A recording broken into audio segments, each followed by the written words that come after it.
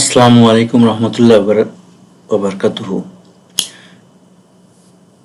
যে বিষয় নিয়ে আজকের এই বিষয়টি হলো যে মন কেনা। কার মন কেনা?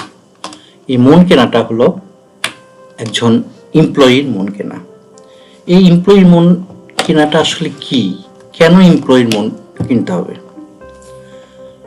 আসলে একটি এমপ্লয়ি একজন, আপনি ABCD বিভিন্ন টাইপের এমপ্লয়ি নিতে পারেন, কিন্তু যদি একজনের মেধা আপনার প্রয়োজন হয় এবং তার স্কিলটাও আপনার প্রয়োজন হয়, তবে আপনি এই ভিডিওটি আপনার জন্য। একজন মানুষ কাজ করবে, বেতন পাবে, এটা হলো একটি লজিক্যাল ব্যাপার। বেতন বা মজুরি যেটাই পায় এটা লজিক্যাল ব্যাপার। কিন্তু ওরিয়েন্টেশন, যখন কর্মী নিয়োগ পাওয়ার পরে তাকে যখন বিভিন্ন জিনিস বোঝানো হবে, সেই বোঝানোটা এবং প্রবেশন পিরিয়ড যে কয়দিন থাকে, এই টাইমটা অত্যন্ত সেন্সিটিভ টাইম। এই সময় আপনি যদি তার ব্রেনের সাথে আপনার ব্রেনের ফ্রিকোয়েন্সি ম্যাচ করাতে না পারেন, তাহলে তার মনটা আপনি যদি জয় করতে না পারেন, তাহলে আপনার শেষ 85% ইফিসিয়েন্সির লোক হলেও আপনি তার কাছ থেকে 55 উপর ইফিসিয়েন্সি নাও পেতে পারেন। আবার সে সামান্য কিছু সব জায়গায় সুবিধা অসুবিধা থেকে থাকে, এই সুবিধা অসুবিধাতেও সে মনটা নষ্ট হয়ে সে চলে যেতে পারে। কিন্তু যদি আপনি ওরিয়েন্টেশন আর প্রবেশনে তাকে যেভাবে নিজের বাচ্চাকে পরিচর্যা করে বড় করেন আদর দিয়ে, সেইভাবে যদি মনের সাথে ওই মনের টাচটি হয় এবং এই ব্রেনের ফ্রিকোয়েন্সির সাথে ওই ব্রেনের ফ্রিকোয়েন্সিটা সেভাবে মেলে, তবেই এই কর্মীকে আপনি তার মনটা পাবেন।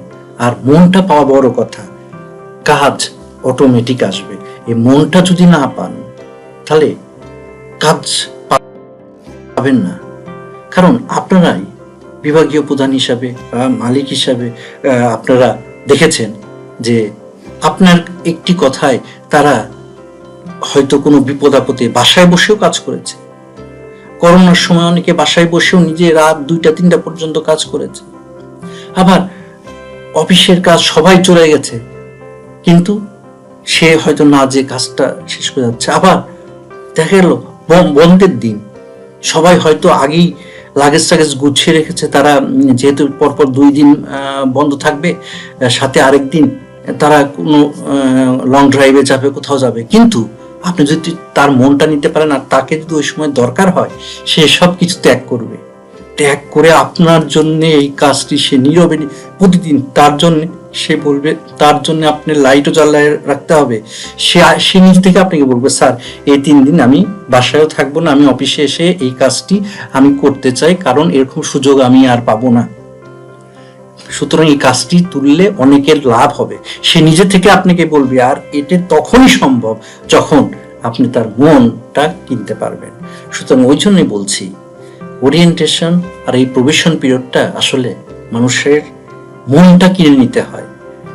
মনটা কিনে নেওয়া, মানুষটা শরীরটা আপনি তার দরকার নেই, তার আপনার মনটাকে জয় করতে হবে, মনটা কিনে নিতে হবে। তাহলেই আপনি আপনার কাঙ্ক্ষিত যে উদ্দেশ্যে তাকে নেওয়া, সে উদ্দেশ্যটা হাসিল হবে এবং সে উদ্দেশ্যটা হাসিলের চেয়েও কয়েক গুণ এগিয়ে যাবে। কারণ কোন এই জাতীয় কর্মী যখন মন প্রাণ দিয়ে ভালোভাবে কাজ করে, তারা কোনো সময় এই কাজের সময় তাদের মনে আসে না আমার বেতন কত টাকা। এটাই চ্যালেঞ্জ। এই চ্যালেঞ্জে সে করলো, এটা হচ্ছে না, সে তার বন্ধুকে ফোন দিল, তার বন্ধু হয়তো অন্য এক জায়গায়, সে আরেক কলিগকে ফোন দিল, আচ্ছা এটা কোন জায়গাতে পাবো, এটা কেন এরকম হচ্ছে, আপনি কি জানেন এই কারণটা কি? এভাবে সে নিজে করবে, আপনি কি হয়তো ডিস্টার্বও করবে না। কিন্তু কোনো একটি পয়েন্টে হঠাৎ হয়তো আপনাকে একদিন কল দিয়ে বসলো, স্যার আপনি ফ্রি হলে আমাকে একটু ফোন দিবেন, কারণ কোনো একটা জায়গায় সে আটকানো আছে, সে অন্য কাজগুলো আগাচ্ছে। আপনি বস হিসেবে আপনি যদি ডিস্টার্ব না হন, আপনি বন্ধের দিনে যখন ফ্রি থাকবেন তখন তাকে সে আইডিটা বললে তখন সেই কাজটি ওই জায়গাটা করে জোড়া লাগিয়ে কাজটা সম্পন্ন করবে। সুতরাং